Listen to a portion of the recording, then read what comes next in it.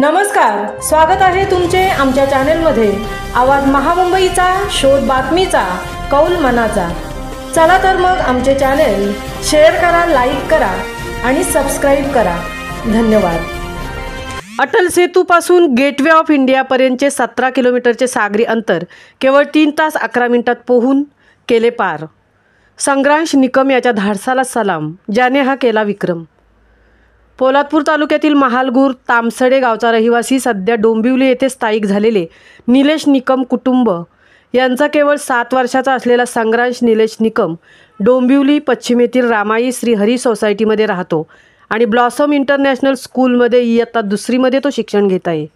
मुलांना मोबाईलमध्ये गुंतवण्याऐवजी काहीतरी विधायक करावे या उद्देशाने त्याचे पालक त्याला यश जिमखान्यामध्ये पोहण्याचे प्रशिक्षण घेण्यासाठी घेऊन गेले आणि त्यांच्या प्रयत्नांना अखेर यश आले। संग्रांशने अवघ्या 8 ते 9 दिवसात पोहायला शिकून घेतले। प्रशिक्षणाच्या काळात तो इतर मुलांचा सराव स्पर्धा पाहत असे आणि म्हणत असे, मलाही त्यांच्यासारखंच करायचं आहे। ही जिद्द पाहून त्याच्या पालकांनी त्याला ॲडव्हान्स कोचिंगसाठी दाखल केले। 1 महिन्याच्या सरावानंतर समुद्रात पोहण्याचा सराव सुरू झाला।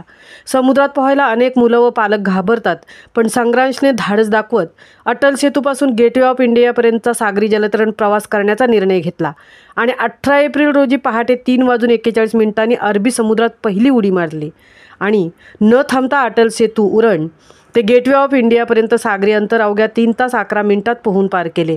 हे अंतर 17 किलोमीटरचे आहे। संग्रांश हा कल्याण डोंबिवली शहरातील पहिलाच एवढ्या लहान वयात असलेला मुलगा आहे, ज्याने कमी वेळात 17 किलोमीटरचे अंतर पार करून विक्रम नोंदवला आहे। संग्रांशच्या ऐतिहासिक सागरी प्रवासाची सर्व स्तरातून कौतुक होत आहे।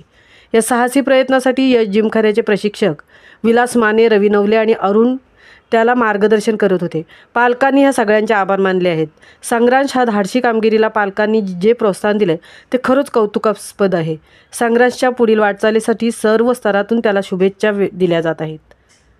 आवाज महामुंबईचा चॅनेलसाठी धनराज गोपाळसह तृप्ती भोईर, पोलादपूर।